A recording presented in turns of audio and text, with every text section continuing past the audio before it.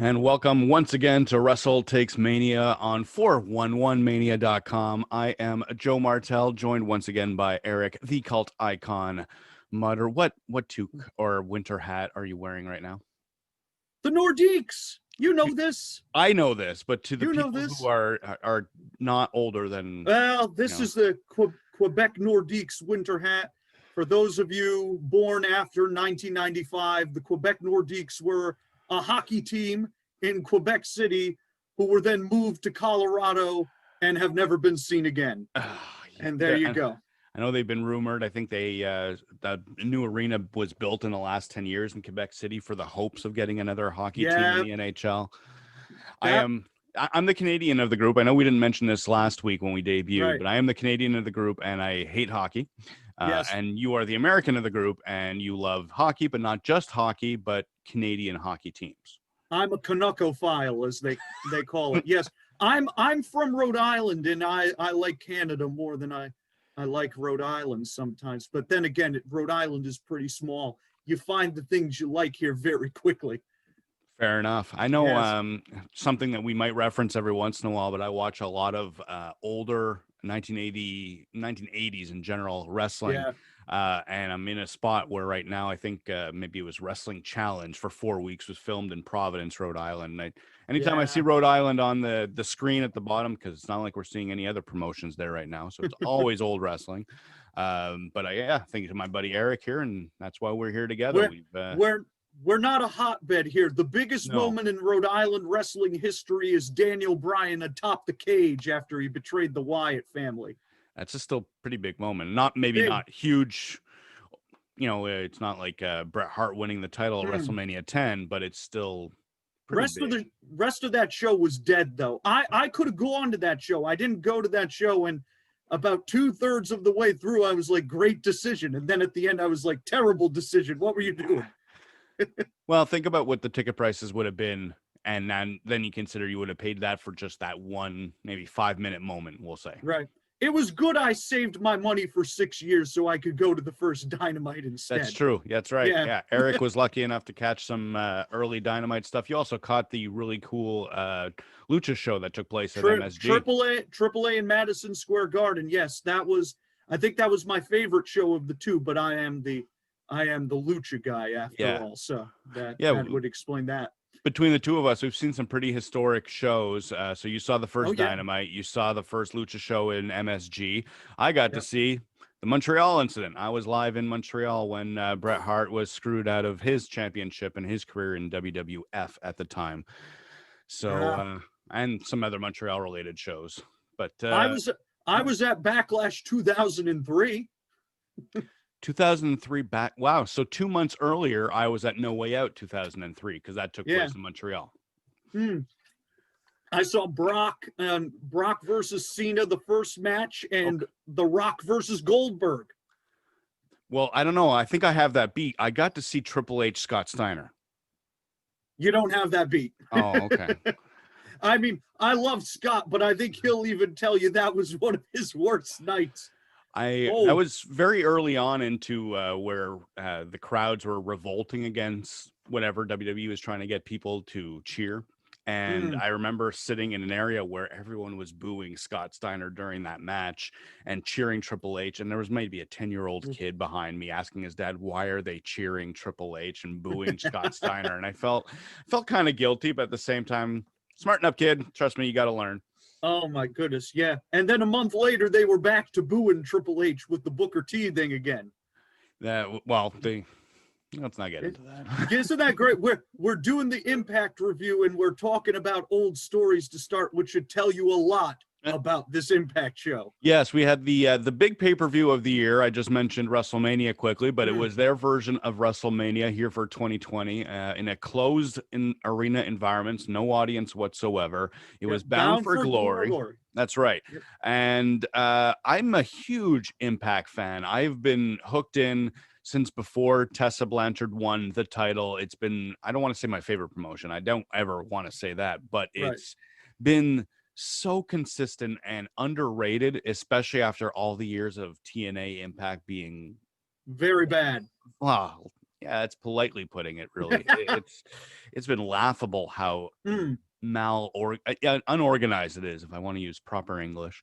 yeah, there you Um, go. and now we've got this reign done by Don Callis, who's been very impressive, Scott D'Amore, who's been very impressive as well. I don't Mhm. know exactly what each of them do, but just their contributions to Impact has made the most exciting Impact era that I've ever watched.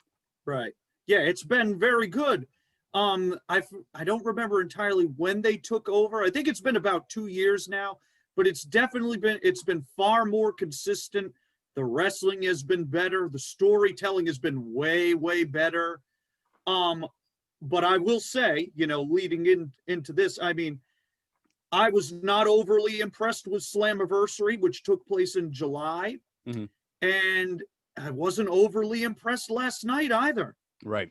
Yeah. I enjoyed Slammiversary, but I wouldn't say it blew me away. I know, I'm not much for ratings, but let's say the show was a 7 out of 10. Good, but Right. nothing too special. This was closer to a 6. Bound for Glory was very much a mixed bag, as we're going to get into. Some positive, some negative, and then mostly, in my opinion, a lot of very forgettable, bland wrestling. I thought, like, I think this is a good comparison here. It was like the poor man's All Out. Because if you think about it, All Out, which was the AEW show that just took place. The 2020 version. Okay, keep going. Yeah. Yes, the 2020 version. Um, I mean, I personally enjoyed that show, but even as someone who enjoyed that show, it was not up to the usual standards of AEW. It had a lot of stuff that, I mean, even right now, I can't really remember it off the top of my head. And it had a very good to great main event. That's And fair. this Impact show, in my opinion, had a lot of forgettable stuff, a few bewildering moments, and a very good to great main event. It was just on a lower level than All Out, but it was still, it was still a weaker and very disappointing because you and I, we talked about this on Tuesday. We were very hyped for this show. Absolutely. And in the end, it was just like, wow, this did not feel like the biggest show of the year for this promotion. Not at Which all. is the biggest sin you can commit for a show like this. Definitely. It reminds me a bit of maybe like WrestleMania 2000, where they hype it up as the biggest show of the year. A lot of forgettable stuff in between. Like you said, interesting main event, but over the course of time, that's one of the lowest ranked WrestleManias, especially of that era where wrestling was huge. So Right. yeah, I like the All Out 2020. I just thought of the WrestleMania thing off the top of my head because you want to say it's your biggest event of the year and it's disappointing. Well, that's what WrestleMania 2000 was to me. Right. But it started off on a pretty interesting note. I didn't catch the kickoff show, but I didn't obviously, either. but as you watch the actual pay-per-view, you get told, here's what took place on the kickoff show. And I was really surprised. The Rock was on Impact Wrestling pay-per-view, not Ooh. live. He wasn't in attendance, but he sent in a video for the induction of Ken Shamrock into the Impact Wrestling Hall of Fame. Yes. And I knew that they were on Twitter and Rock was congratulating Ken Shamrock, but I had no idea he was going to actually be part of the show. And that's something I feel like was a missed opportunity for Impact, because had they advertised that in a major way, I think there would have been a lot more interest and buzz for this program. Well, I was aware that he was going to do something, so it was out there. I don't know if they did a good job, like you said, letting people know that it was out there, though, because I knew it from like message boards and just Twitter talk and such. I don't think I ever actually saw them really promote it. No. Now, that could just be me missing it there, but even still, yeah, I think they could have done a stronger job for it. I know it wasn't a long clip. I think it was maybe a minute that he sent in, but they did show the speech during the pay-per-view. It was a good speech and such. Yeah, I do think they probably could have done a little more to take advantage of that, given how big The Rock is and such. It was a very nice gesture for him, too. He didn't need to do that and such. Goes to show how much respect he had for Ken and their program they did in the 90s, which was very underrated, in my opinion. Absolutely. Some of the best work The Rock had done before he got into the main event was that angle with Ken Shamrock. Very good story. And then the in-ring work was pretty good, darn good. And The Rock wasn't known for great wrestling at that time. He was good for the promos, but in ring was kind of forgettable. But the Ken Shamrock stuff was that was pretty good. That was really the program that established him there. If you look back on it, that's the one that really got him rolling, even more so than the stuff breaking away from Farouk and everything. Absolutely. Yeah. Absolutely. So yeah, we had a pretty good moment for the Bound for Glory kickoff show. And then I know there was a recap of the match that the Rascals lost, but the Rascals ended up being a bigger part of the main show because the first match was the 6-way X Division. I know they had the Rohit challenge or something. Yeah. First off, as we discussed last time, I am not into the flips and the dives and anything overly choreographed. When I am already seeing, they're setting something up on purpose here, which happens a lot in ladder matches and some extreme tag matches. We see this as well. Gargano Cole matches. But this just felt very average. But I can tell that the energy of the 6 people involved, and I got to say 6 people, I can't say 6 men, 6 people involved was very good. I could see fans of that style, got something worth their while out of that match. I thought this was the second best match on the show. I liked the pacing of it. There was one moment, like you said, that stuff doesn't bother me near as much as it does you, but there was that one moment where TJP had, I think it was the 17 submissions. Yeah. Well, the submission, I didn't have a problem with that. That was cool. I thought I was more referring to when he had him on his shoulders on the apron. And they did that spot where Trey flipped off and then nearly broke his nose on the apron and such. Thankfully, he wasn't hurt. That was a little too much for me, which should tell you something right there. Right. But besides that, I thought it moved very well. I thought everybody in it did great. I thought Jordan Grace was tremendous in this match. I thought Willie was tremendous in this. Always. I thought Trey was very good. I'm the least familiar with the champion Rohit, but I was really impressed with him. He does really good heel work. He reminds me a lot of what Jinder Mahal was doing as the WWE champion. He's way better than Jinder.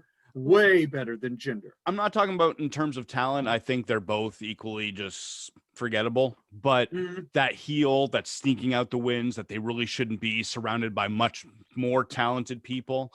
That's what Rohit's reminding me was Jinder Mahal. Right, but he kept up with the pacing and everything. I was very impressed with him, and I was expecting him to be the weakest link of the match. I didn't think there was a weak link in this match, unless you just really, really want to rag on TJP and such, because he's not a likable guy in real life. But I thought it was a very good. I do think, and I think this was a problem overall with the show, it was held back because there's just no atmosphere in that building. And that was a problem at Slammiversary. It was a problem throughout the show. I get why they're doing it for safety reasons and such, but it can't kill you to put a few people who have been tested out in the seats. Just create some sort of noise, because the silence only worked during the main event when Eric Young was talking and such. Trash. Otherwise, oh man, I thought that hurt this match a lot. But besides that, I thought it was a very, very solid 3.5-star match. I thought it was very good. I found it very average, but again, not my taste. So I totally recognize how it was good for your taste, since you do like that style of match. I am not. I've never been a cruiserweight fan, even when we were watching during the Attitude Monday Night War era. I wasn't as big into WCW because I didn't enjoy most of the cruiserweights. I'll say most because Dean Malenko was an obvious exception. He was not about the spots and the dives and everything else. I loved Dean Malenko wrestling. Who didn't? Well, some people, I don't know. They just don't like his promo skills, but the wrestling, nobody has any complaints on his wrestling. I would hope not. I really would hope not. Yeah, I would hope not either. One thing that plagued Bound for Glory, and it seems to be something that TNA Impact has been plagued with for their entire history, but a lot of technical issues. They started off with some audio issues right off the bat. Josh Matthews complaining to, I'll say the truck, but whoever he's communicating with about can you fix the audio? they had the really bad clip where they went backstage to show Rhino and Heath, not Slater, together, and you can actually see them count down, or they started the segment and then they had to restart, and then they had a countdown, 3, 2, 1. They began it almost as if they forgot it was live. Man. It was like the Sid Jim Ross thing. It's exactly what I was going to say. We're live, folks. Oh my goodness. Actually, live, pal. Yeah. Oh man. Like, they had another thing too, like some of the camera shots later on. There was a spot, Chris Sabin, where he did this great DDT thing in the tag match, and they completely missed it because the camera was roving on the floor and such. Yeah, you would think at this point they would be past that, and those just kill you when you have the reputation of Impact. And while you brought him up, I just have to say, as nicely as I possibly can, Josh Matthews was no good on this show. I have a history of broadcasting. That's the reason I got into podcasting in general. I went to radio school in Montreal. I've done some radio. So I'm always going to sympathize with a broadcaster who's struggling, and Josh Matthews, for someone who didn't go into broadcasting, went into Tough Enough and then became a broadcaster, still has a lot more history in overall than I do. Sure. So I understand the things that you don't appreciate. I could see the things that as a broadcaster he brings to the table, but I also know that no one listening to this is going to understand that. But the way he carries the show is very good, but as an actual entertainer or teller of stories, he's pitiful. That's the Michael Cole problem. Cole carries the broadcast well, but he's not good at the entertainment thing. Josh, I mean, he seems like a great guy. That's why I'm not going to go too hard on him and everything, but like the constant, just giving away the finishes and such. Like that was in the women's match where Su Yung had that cover and it was a very slow count. And even before the ref starts counting, he's like, Su Yung has won. And he would do that for every near fall and such too. And it's just, at one point, it's like, dude, just stop. It's not good. I think that's a very 80s style where the babyface announcer would be, no, never mind. Yes, Vince did that too, and it was terrible when Vince did it as well, in my opinion. So I liked Dawn on the show. I love Dawn. And I've appreciated Madison Rayne. She's not great by any means, but I like her perspective, and I think it's an interesting dynamic that she has with her actual real life husband, Josh Matthews, but they pick her. I enjoy that. He is better with her than he is with Dawn and such, which is surprising. But I find he was really good with Dawn before they switched to the COVID production where it was Madison that took over. But I think it might be a chemistry thing. They don't get to work together more than at this point twice a year. Right. So that could have been it. Who knows? But yeah, Dawn was very entertaining. His jokes always seem to hit the mark. You can't say that about a lot of heel announcers, where sometimes, especially Corey Graves, gets a lot of valid criticism for his bad humor. But and I found that I haven't enjoyed. I know this is going to be blasphemy to online fans, but I do not enjoy Chris Jericho when he's in the booth on Dynamite. I have not enjoyed Taz. I find they're trying too hard. Same thing that I can accuse Corey Graves of. Don Callis doesn't feel like he's trying too hard. That's who he is. It might be a character, but it's all very natural. His comments are good. His respect for everyone involved is pretty strong. And then he'll throw in the little heel type jab, or most likely towards Josh Matthews, and it always hits the mark. His end of things was tremendous. Well, the big difference here, especially between him and Graves, like Don doesn't have anybody feeding him lines. That's the thing with the AEW guys too. Jericho and Taz, for better or worse, are coming up with their own stuff on the fly right there. Same as Don. They don't have anybody in their ear, whereas Graves does.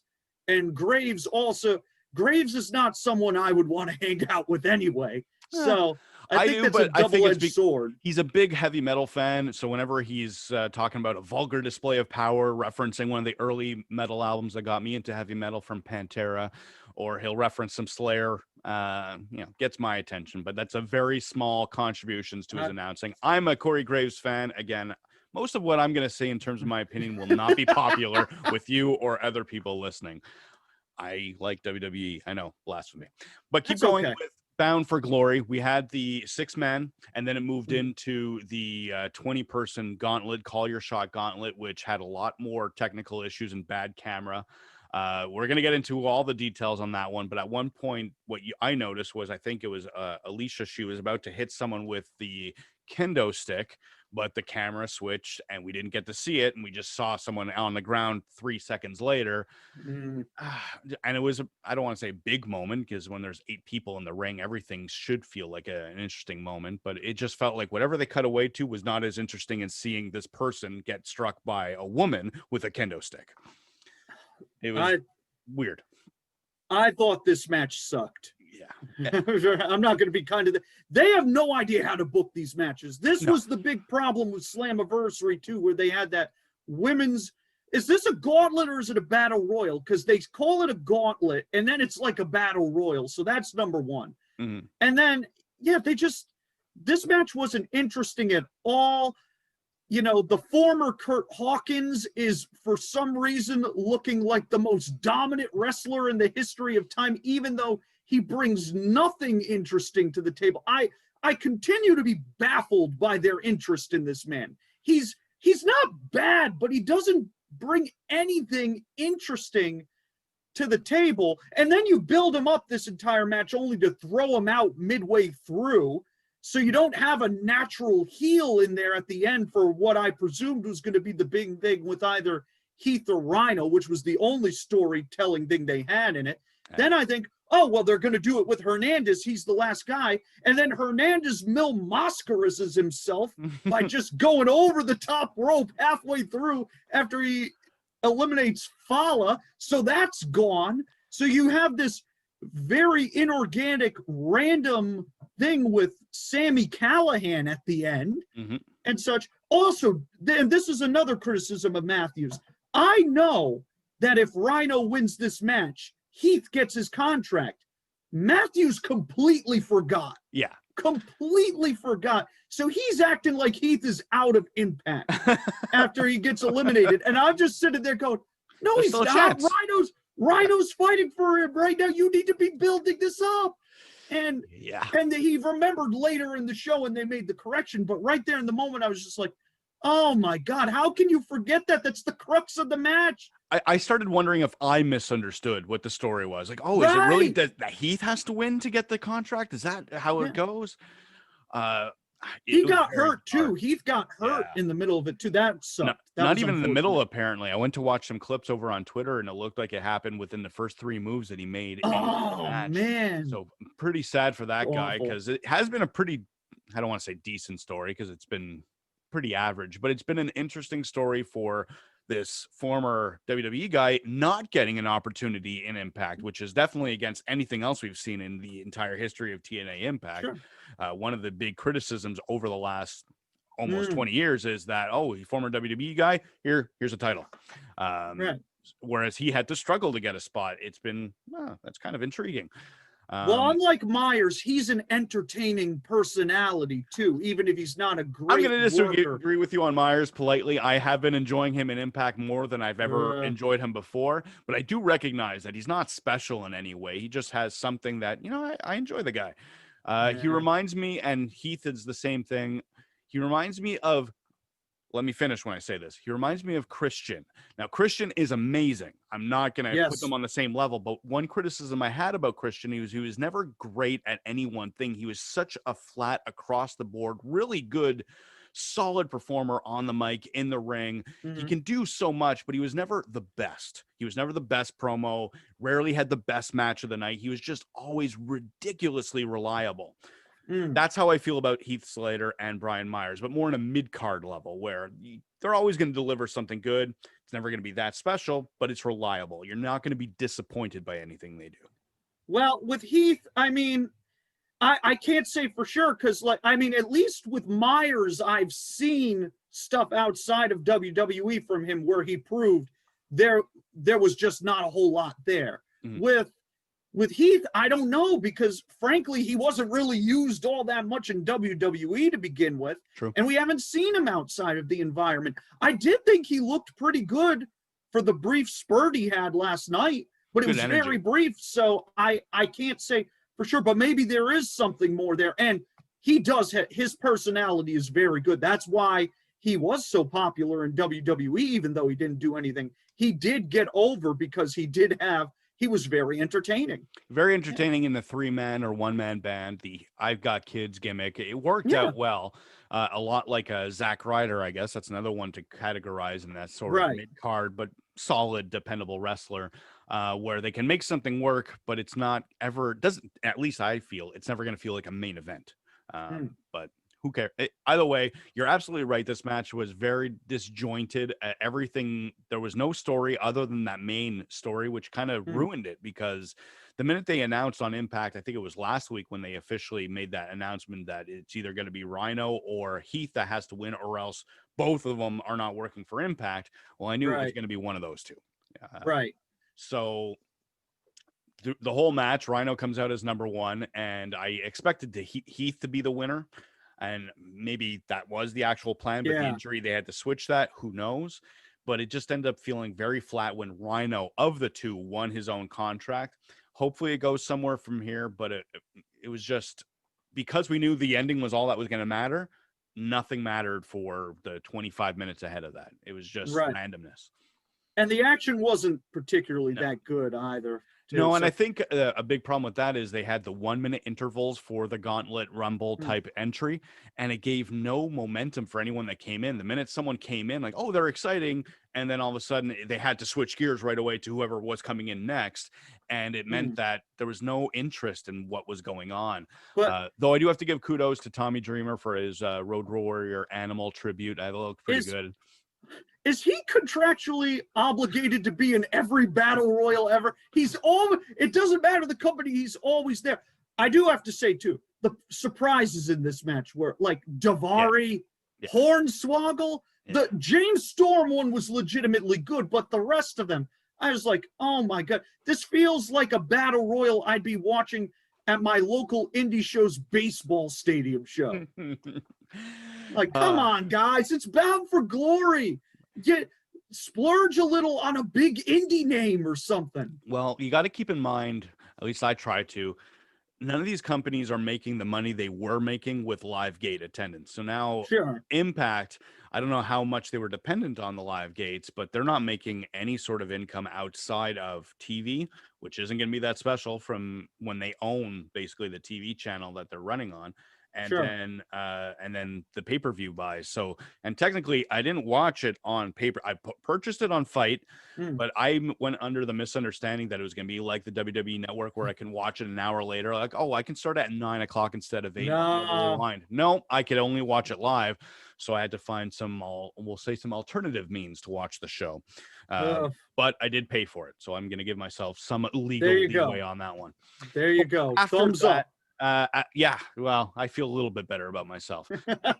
Now, the ending of that match, before we move on to the next match, was Sami Callihan and Rhino. I know you're a Sami Callihan fan. Everything I see about him makes me wonder how he ever got employed. Now, he's a very good character worker. I'm intrigued by the hacker thing. I was intrigued by the Solomon Crow to a point character stuff, but in the ring, as his look, he just looks pathetic. He doesn't work like a guy his size. He doesn't work like someone who should. Basically, he has a deathmatch style, and that's all he can do. And now that he's not in a deathmatch, it's awful. Just really awful. It just felt like he was going through the motions there. There is a feeling here with some of these people, like they're just wasting time until they're like, it feels like he's done there. Quite honestly, Sami, and it makes sense because he's done pretty much everything there is to do. He won all the titles. He had all the big feuds he could possibly have, and such. I haven't heard anything concrete, but there was some rumblings about him in AEW. Makes sense.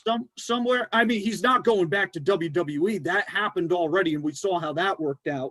I personally think he's very good. I think he's got a very Ravenish personality to him. I don't mind the in-ring stuff. I think he's very good at what he does.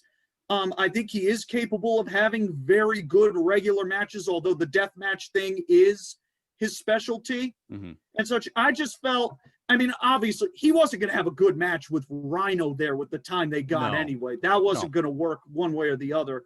And it just feels like they've kind of checked out on him because they know that in a few months he might not be there. It feels that way about Dez and Zachary Wentz too. I mean, they were on the kickoff show and such. They weren't even on the main show. The only time they appear on the main show was when at the end with the celebration and everything. Like, it feels like they've made the decision that Trey Miguel is the guy. And I mean, Trey is very good, so I'm not going to fault them for that, even though I think Dez and Wentz are great too. But I prefer Wentz. Yeah, it just feels like that they've moved on from a few of these guys, and I could be totally mistaken. No, now that you've mentioned that, it makes sense, especially with Sami Callihan, because he hasn't been putting in the energy, and you're absolutely correct. He's done everything that they can do, and I can't really see anyone that they brought in new that would be an interesting feud for him. I don't care about him, and we'll talk about these other people, but Rich Swann, now that he's champion, it's not all that special. I'm not going to care about EC3 if he's sticking around. Sami Callihan's done it all, so I think you might be onto something. We might be seeing him on Dynamite sooner than later. Right. So speaking of EC3, I think that was the next match that they showed. It was, yes. Was that undisclosed location cinematic style. I have been a little critical of the cinematic matches. This one worked for me, but I think it's because they didn't want to place it in a main event capacity. I was not a fan of the Boneyard match. I know we weren't reviewing back then here, but it was fine. It was just a little too silly, and again, choreographed. When you could tell something is too planned, and I know it, it checks me out of the match. That's a big reason why I'm not going to be into the spots. In this case, I didn't feel that. Yes, it was planned, obviously, when you could see a cinematic match. Anyone who's watched a movie knows that they have to set up and lighting and everything else. But it felt pretty natural for a cinematic match. The story itself was pretty natural and intriguing. I didn't expect it to go in the direction it did. And EC3 is a very good character worker. In the ring, not that special, but you can hide that in a cinematic match, and it was just a brawl anyways. I thought this was very good. I think what worked for it was that was so low concept and low key. It wasn't outrageous like the Boneyard match or Bray Wyatt's weird stuff. It wasn't like the Broken Universe or anything like that. It was very low key. It was in this warehouse. There's a ring. There's a few people at ringside. They have this brawl. It's telling a very clear story where EC3 is trying to get Moose to realize that he has to make his own narrative, create his own narrative, not fall back on this title that should be dead and buried. I thought it was very well done. It wasn't perfect. There were a few things I laughed at. There was that one spot where Moose was flung into the barricade thing, where they had that jump cut, and I had flashbacks to that terrible Velveteen Dream Adam Cole jump cut where Dream supposedly leaped into the crowd to do an elbow drop, and it was so preposterous the way they cut it that it didn't happen. And I mean, it wasn't like the ring work there's been more exciting Moose matches out there and such, because Moose can do a lot, when given the time to do it. But I just thought it was very simple, it was very low key, and it was just very well done for what they were trying to do. I honestly thought it was probably one of the three best things on the show. Well, I was going to say this was probably my second favorite match of the night, and it wasn't really a match, but it kept me engaged for the 10, 15 minutes it was on. I really liked the performance from each man. Moose, I've been very interested in, and EC3 we know is very dependable as a character. So it was a good combination. And then what they were getting out of it, EC3 technically lost, I guess. I don't remember there being a pinfall, but it did work really well that I wanted to see both of them. Okay, what happens now? So even in a loss, I want to see what EC3 does next. And then especially Moose.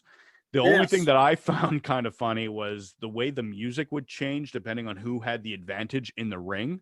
And when it but when EC3 was in charge of the action, it was very industrial goth music. It reminded me of the South Park goth kids. And I found that funny as a huge South Park fan, but very bizarre for a wrestling match. It was, the music choices were a little weird, but I didn't mind them. I thought it was kind of catchy, honestly. Really, the big success of this is I came away from this match being very interested in what they do with Moose, which was the point. You were supposed to come out of this going, oh man, I can't wait to see what Moose does next. I think they've set him up for where he can finally win that top title, which I don't believe he has. I believe he's won everything else. Correct. And they've just kept him away from the big belt. And now I think he's set up perfectly for that, especially since he's a great opponent for the new champion. Absolutely. And So Rich moving Swann, on from that match, it looks like they went with the tag title match next. And no, it was Shamrock and Eddie Edwards. Yeah, I really want to forget that match. I know it was well reviewed on 411 Mania by Steve Cook, but I definitely got nothing out of this. This match did nothing to engage me. I mean, I will say, I think from like just a polish standpoint, it was the best match Shamrock has had. He didn't, like, nothing was done wrong in this match, but there was nothing interesting at all. I thought it was a little overbooked at times and such.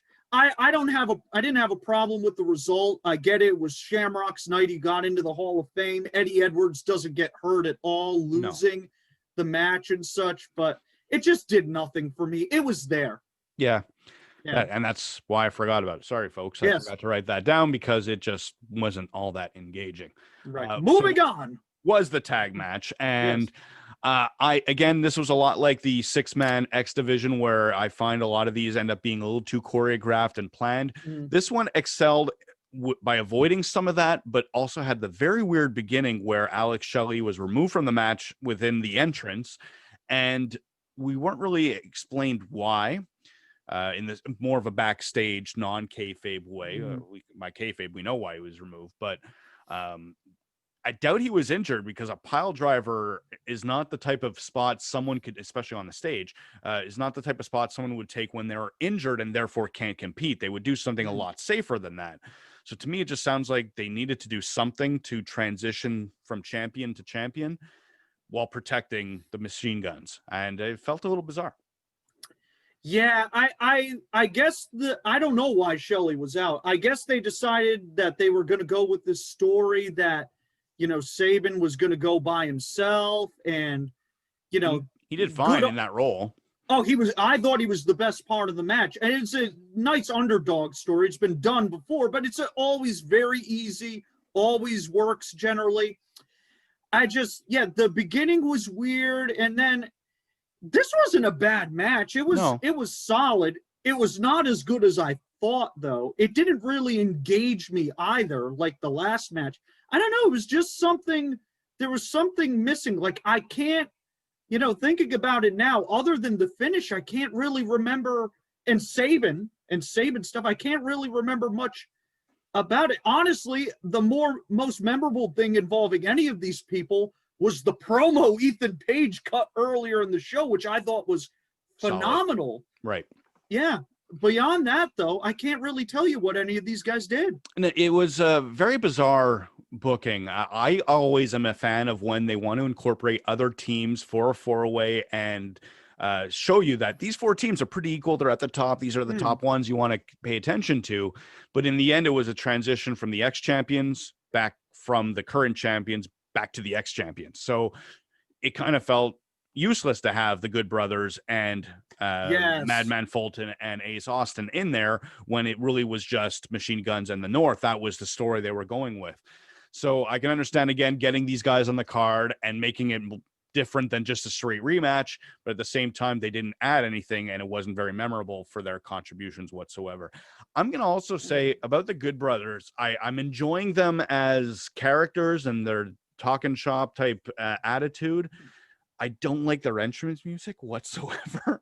Nobody does. Oh, I haven't really paid attention to the reactions, but it takes too long.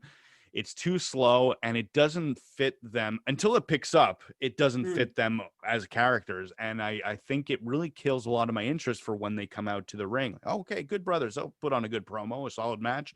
Oh, it's his entrance, so I'll have to wait a minute till that happens, and I'm clocked out by the time they actually get on the mic or in the ring. Right. I I think the big mistake was they should have just done Fulton and Austin versus the Good Brothers as a solo match. And then I think if you do the injury angle in a straight up Machine Guns North match, and then Sabin has to fight Page and Alexander by himself, I think that would have worked a lot better here. I didn't like Austin and Fulton were fine. I didn't have any problem with their performance. I didn't have any problem with Gallows. I thought Anderson, thinking back on it, did a pretty good job. He's a very good worker. Very good. I think there was just too many people. I think there was just something missing there. They would have been better off splitting them into two separate matches. I can see that. But they wanted to get, they're trying to justify, why they spent so much on Gallows and Anderson. They wanted them in that match. Austin is a rising star. He should have been on this show. But I don't think it would have hurt if you just split it into two matches there. They overthought that one. Well, very bizarre in the end. Very good. No, nothing bad about it whatsoever, but just didn't fit into the show, and it didn't feel right somehow. The result was the right one too. I think the North winning was a good call. They are the best team. The Machine Guns, as far as I know of, aren't even signed, so that might have been their write-off right there for all I know. Might have been. So yeah, I wasn't bothered by the result. It's just there was definitely something missing from the match overall. Speaking of missing, the next match was the women's title match, and the challenger was missing. Kylie Rae apparently wasn't even backstage, but they still told us the whole show that this match was happening, and it was the co-main event. So that, I know, I think WWE did this recently with their women's title match. I think it was Bayley who was supposed to get challenged by someone. I can't really recall, but way too much Nikki wrestling. Cross. Was it Nikki? Yeah, it was Nikki, absolutely. So when it comes to this match, it's a bit different. With WWE, it's not that it's forgivable. It's just they do this so often that I'm not so shocked when it takes place. Impact, I wasn't expecting them to take this route. You take it for granted. Yeah, and I was I'm not a huge Kylie Rae fan. I'm still kind of new to what she brings to the table, but her Wrestle House segments made me start caring. Okay, I want to see how she does. And they built up to this match for quite a bit, where she was in the Wrestle House on Impact, but Deonna was still in the Impact ring and taking on challenges from Susie and everyone else. I think it was actually officially at Victory Road, but she was still getting involved in these other angles and building this friendship with Kimberly. So I was excited. All right, what's the end of the story? Where's it going to go? Oh, she's not here, and Su Yung is going to come out of nowhere. It was fine. It wasn't a bad match, and I think they told a good story that continued from previous interactions on Impact and Victory Road, but it wasn't the match I was wanting. And in the end, it didn't have the feel of what I think the Kylie Rae match would have given. Yeah, I have no idea what happened there. I mean, I was super hyped. This was one of the two matches I was the most hyped for, this and the main event. And yeah, I have no idea what they were thinking there. I can understand if maybe right before she's about to go out there, something goes off and they have to change on the fly. But it seems, given the limited info we have, that they knew about this at least during the day, that she wasn't going to be there. And they don't tell anybody before the show. They don't tell anyone during the show. They played the video package. Yep. By that point, they have to know. They play her entrance music, and then she's not out there. And then suddenly, oh, it's an open challenge. And now out walks Su Yung. And it's just like, why did I pay my money for this? I thought I was getting this, and you lied to me. Yeah. And such. And yeah, with WWE, they do that often enough that, you take it for granted a little bit. It's the same in Mexico. They do that too. Oh, really? All the time, card changes. And you just sort of like, wow, that's CMLL. Wow, that's AAA. So you take it for granted. Whereas with someone like Impact or AEW, and AEW, other than one time with Lance Archer, has gone out of their way to avoid having this situation and such. When something like this happens, it makes you go, wow, I can't believe they did that. And yeah, it was just a terrible look for them here. And then, yeah, the match, there were times in this match where I thought it was really good. And I did think it was the best Su Yung performance I had ever seen, but it went too long. I thought again, there was a lot of overbooking at the end. And again, we've talked about that before. That doesn't bother me. But this was now the third or fourth time on the show they had done that. Mm-hmm. It had happened in the X Division match. It had happened in the Gauntlet Rumble. In the Gauntlet. It happened in Shamrock Eddie. It had just happened in the tag where Ethan Page needed to use the belt to get the win while the ref's back was turned. I just thought at that point that was overdone. I have no idea why Purrazzo lost the title already. She just signed. She's clearly the cornerstone. I think that's more of an old school booking mentality. If you are going to put a replacement in there, or a substitution, you have to get them to win, or else no one will buy into the fact that they were in that title match in the first place. But if that's the reason, then that's too bad, because Deonna was on a roll, and I was very engaged by her title reign, and I definitely was interested in seeing if Kylie Rae could challenge her. I can see how they're probably going to go in a Kylie Rae against Su Yung thing, because they have been friends, especially through the Wrestle House segments. So there's a story there, but it's not the story they were giving us, and it just took a very weird, sharp turn out of nowhere. I can imagine that they had to do something if Kylie is injured, or there is talk that she might have contracted COVID, or there's some sort of risk. We don't really know. We're not saying anything. There's just a lot of talk either way. Okay. But they could have done something during the show to set this up, because like you said, they went really to the last minute, to the point where they expected her to show up. And then when she didn't, all of a sudden Deonna's saying, well, I hope someone else comes out in a very honky-tonk man Ultimate Warrior way. And then Warrior / Su Yung ended up winning the title. Yeah, I just hope Kylie's okay. Obviously, it's just been a year since she left AEW, and there was all the speculation around that, and awful speculation that was proven to be unfounded and such. And now we have this too. I just hope she's all right. I'm not even going to speculate on what it was. I know there are people already doing that. I just hope she's fine. I just hope if it is something serious that she gets help. I hope if it's COVID that she quarantines and rests up until she recovers. If it's an injury, I just hope she's all right. She's a great performer. She seems to be a lovely person, and her stuff in Impact is very good. So anyone who didn't know her, or only knew her as the woman who left AEW unexpectedly, she's been delivering in Impact. So her stuff has been good ever. I mean, her one match in AEW, she was the best part of that match. She's been great on the indies for anyone who's seen her there. She's a very talented, like AEW legitimately misses her right now from a talent standpoint. There's no doubt about that. They would love to have her there. I'm sure. It's, I'm not going to speculate on what it is. That's irresponsible to do. I just hope she's okay. I hope that whatever it is, that she recovers from it, she gets back there. That's all I'm going to say. We want the best out of everyone. So whatever the reason was for this shift in storytelling and narrative, to use the EC3 term, that everyone comes out of it okay, and their future is not ruined. Speaking of future, they have developed a new future of the company, basically. Rich Swann, not exactly a young kid or a blue chipper, but it looks like they're really going to put everything behind him right now, because his story from returning at Slammiversary to winning the title here at Bound for Glory has been solid, very good stuff. We're not going to differ on the match quality now that we're getting to the main event. It was very good. My problem was the rest of the show was so disappointing that I wasn't caring by the time the main event took place. So I could recognize it was a very good match, but I didn't care. It was just, I was so deflated from the rest of the show. And it's too bad, because had this been a solid 3-star average match for, until this main event, I think I would have given it the 4 stars it deserved. In the end, I felt like this was the 3-star match, and I know it's not justified. It's just so bland how Bound for Glory took place until it got to this point. But you really enjoyed it. See, we're on opposite ends here, because I too was deflated going into this match.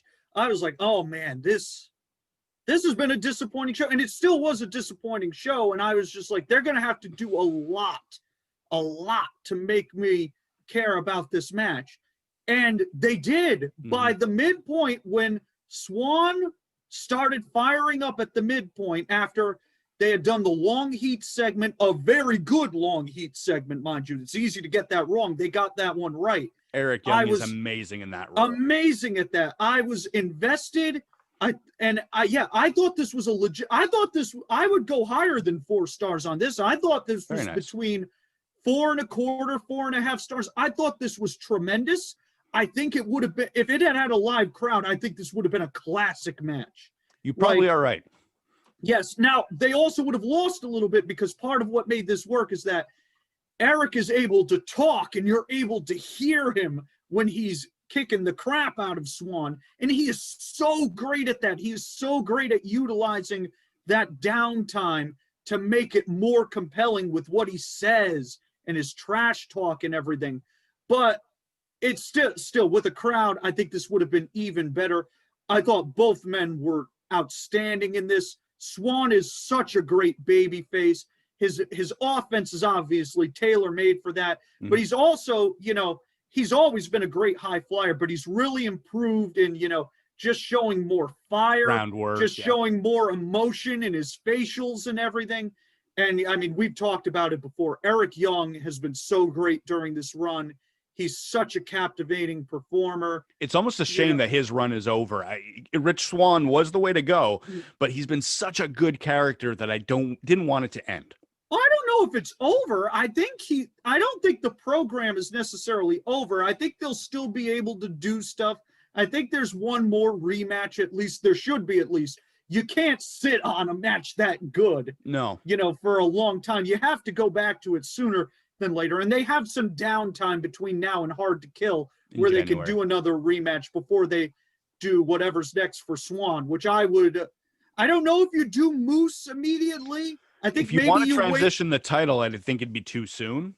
Yes. I think maybe you do Swann and Eric Young at Hard to Kill. You go back to it. And look, Young is going to have many great programs in the upper mid-card main event scene with another guy. Maybe that is something. If Callihan isn't leaving, maybe that's an interesting dynamic there that they could play off of if Sami is actually going to stay. And again, we were just speculating there. We don't know about that. Absolutely. But at least here, I thought this was tremendous stuff.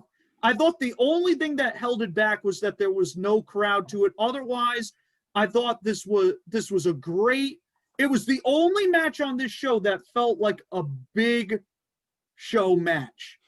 I was most impressed that I wanted to mention was that injury, the neck injury angle that they did, to the point where as soon as I saw it, I texted you saying, another real injury on the show, because I thought so too. They concentrated so much on his knees, his legs, and the recovery from the injury at Slammiversary that all of a sudden for it to be the neck, it felt like, that had to be realistic because that doesn't fit the story at all. Yeah. And it was such a genius move because obviously it was part of the story. He wasn't actually legit hurt with his neck, and they made it fit really well. And because it didn't go into the legs, it caught me off guard completely. It would have been so obvious had he hit him with the legs or wrapped his leg around the steel post, and that was the injury. Like, all right, this is part of the match. But I didn't like the silly spot that happened because, again, I'm not much for spots. But when it happened and he was upside down on the apron and then crumbled holding his neck, I worried, man, is the main event over? It's just like Heath's career that is going to take a real roadblock from whatever injury he suffered from. Kylie Rae not being cursed. Is the show cursed? Absolutely. And nope, it was just really smart storytelling, caught me way off guard. So very genius move by Impact Wrestling for that, because I did not see that coming whatsoever.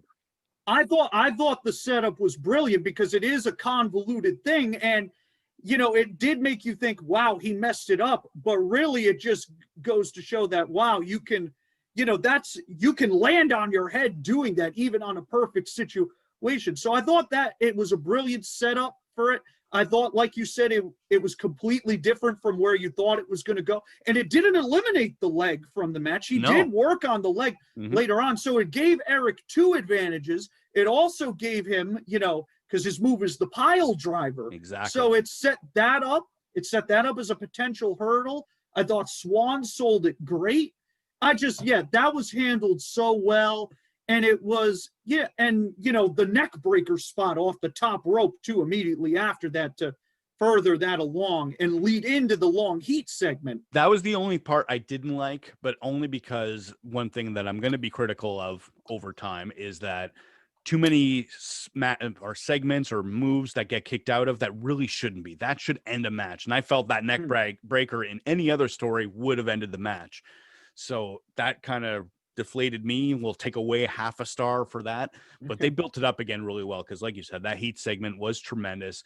Eric Young is amazing as a heel. The trash talking might not have worked with a crowd, but I think it depends on an Impact budget maybe, but we've heard some good trash talking with an audience still around them, so I think it could have worked out, but it depends on if they can mic it properly. And absolutely great match. You had the celebration at the end, everyone coming out. I talked about Bret Hart winning the title and MSG at WrestleMania 10. It was very similar to that, where everyone was coming to congratulate him. But the rest of the show kind of killed what should have been a great match. So it's too bad, because Bound for Glory, I had really high expectations for. Impact so did I. Been so reliable. I liked Slammiversary. I know we differ from that one, but it was still pretty solid. And then this one, other than the main event, was just, very pitiful brand split WWF pay-per-view. It was just a very bland show, basically. Yeah, it was a 5 out of 10 show. It was very, very disappointing. I mean, the main event saved it. If the main event had not been as good as it was, I would have told you that this was a bad show. Yeah. And I don't see how you could really argue with that. I mean, yeah, there was some good stuff on the undercard. I liked the opener. I liked the EC3 Moose thing. There wasn't anything truly terrible, other than the Gauntlet was terrible. But besides that, I mean, there wasn't anything like there wasn't like a true disaster, but it was all just kind of there. And you were expecting, a lot of it to be really good to even great, and it didn't deliver on that. So it really was, in that sense, it was like a weak WrestleMania, or that All Out show that just happened, where by the standards you expected, it wasn't bad, but it wasn't as good as you expected going in for, a ton of reasons. Well, like you said, it's the WrestleMania of the Impact show, so you have these high expectations, and they set that up. They've been telling us it's the biggest show of the year, and then it really didn't feel like that. So it's too bad. I'm hoping that the tapings that are going on over the next couple of days gives us some good Impact over the next couple of Tuesdays, because we won't be getting to watch live, since we're going to be recording our WrestleTakesMania shows basically during that, just in time for you to catch AEW Dark. Quickly, we're almost up to the hour. I didn't expect us to cover an hour, but I am entirely wrong. You had some great contributions to that show, so thank you for that. Just quick, for those who are going to be paying attention to what's happening tonight, WWE. It shows you, again, I go back to that chronological WWF watching that I enjoy doing. It captivates me so much more to see Rick Rude and Jake Roberts have their angle involving Cheryl Roberts than whatever's going on in WWE. And I am a WWE fan, but this show has just been very, it feels like what Bound for Glory ended up being, just bland, nothing that's really going to stand out other than Roman Reigns' heel turn. We got that as what I think is going to be the real main event of the show, the Uso against Roman Reigns match, McIntyre against Orton for the 84th time on pay-per-view in a row. Bayley and Sasha, I didn't really enjoy how they got that contract signed, because this was an announcer to goof up. I know you don't watch SmackDown, but they flat out said you can't sign a contract under duress, and then she signed the contract under duress, and suddenly the match is legal. Yeah, it was very bizarre.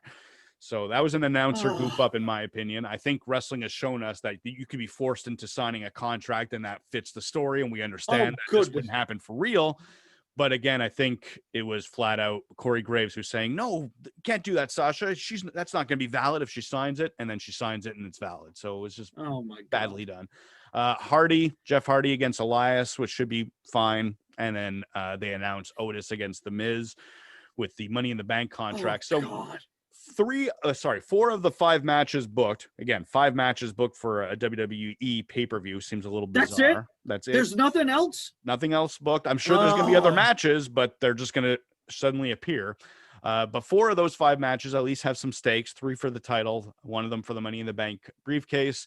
I planned watching Bound for Glory all week. I had to watch it late because I had personal plans, but I don't think I've told anyone, hey, there's a WWE show on tonight. I might watch that. I think I'll go quietly into my lair here and I'll watch it after the wife goes to bed because I'm just not that interested in this show, unfortunately.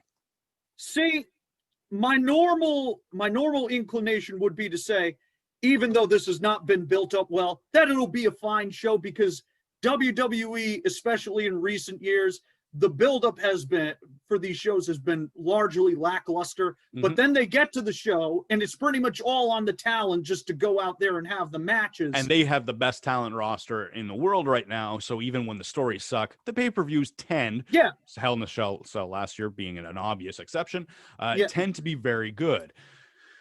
Sorry, keep going. But you bring that up. If they generally tend to be good, except when they don't announce these cards fully ahead of time.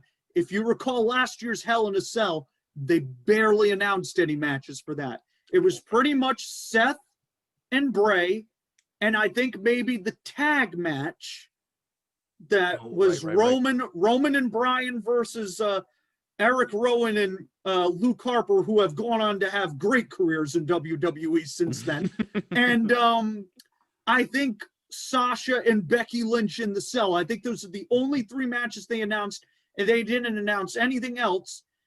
And lo and behold, aside from the tag match and the Becky-Sasha match, the show was awful. It was an abomination, and the Seth Bray match was one of the worst matches of all time. And now, a year later, history is kind of repeating itself, where we only have a few matches announced, and quite frankly speaking of them, only 2 of them I think have really any chance of being all that interesting. I wouldn't be shocked if Drew and Orton is a good match because they are both good, and the previous 2 matches have been solid, but they've done this to death. The angle, all the momentum has really been drained out. I don't have any interest in that. You could not pay me to watch The Miz versus Otis. You could not pay me to watch that. Outside of the Money in the Bank being on the line, I don't get any interest. I don't mind Otis. He's fine. He does entertain me. He's funny. But I need more than that in my wrestling. And unfortunately, I don't see a main event potential in Otis. So I kind of want The Miz to win the briefcase, but at the same time, I don't want The Miz being a title challenger to McIntyre if he is on Raw. No, it should be Mundo in that spot. I'm hoping somehow that's where it ends up going, because that would be the most interesting part of it. Or if The Miz gets the actual contract, but it leads into a genuine title shot for Morrison, then that creates a sort of... There's a lot of options that can work, but this being the first step really doesn't make me care. No. And the only nice thing I could say about Elias versus Jeff Hardy is that I don't hate it as much as Otis versus The Miz. That's pretty much it. I have no interest in that either. It's mid-card. It'll be forgettable, and we'll see where it goes.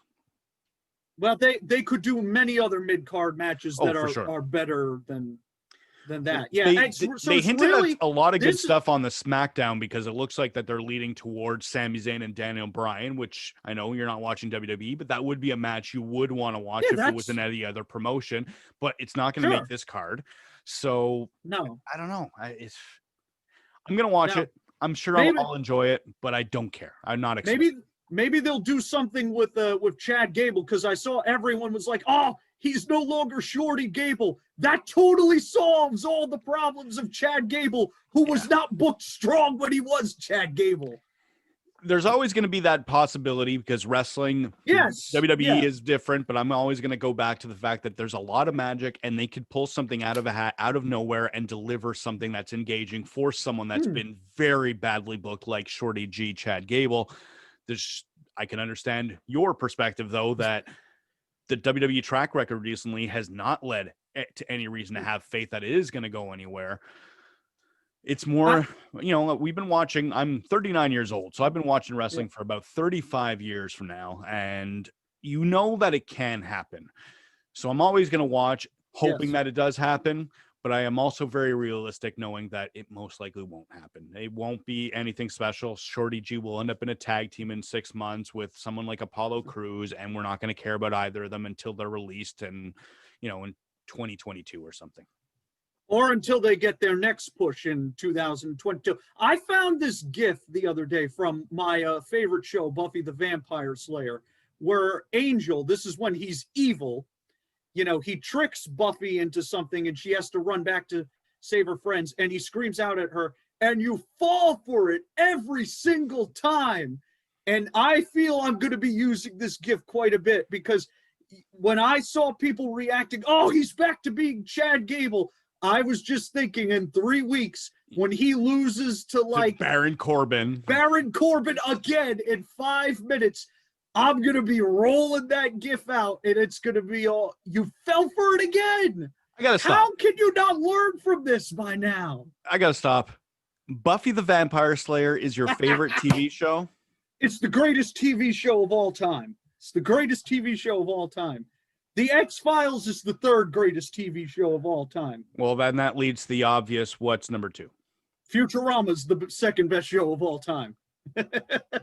I'm going to go. Look, obviously X-Files and Futurama I love. Yes. Hey, remember, we're sponsored by Slurm. That's right. I don't have my Slurm sponsorship stuff ready to go. Well, thank you very very much. No royalties. No, and we'll see eventually. We got WrestleTakesMania coming up again on Tuesday, so we will be doing this in just a couple more days. We will talk about what happened at Hell in the Cell, Monday Night Raw. We'll give some hype as to what's going on Dynamite, because after last week's, there's definitely going to be something to talk about. And I'll have a new hat. Yes, I don't know if I'll wear one of mine. Anyways, but I'll have a different shirt. My Freddy versus, you can't really see the Freddy part, but there's the Freddy versus Jason shirt there.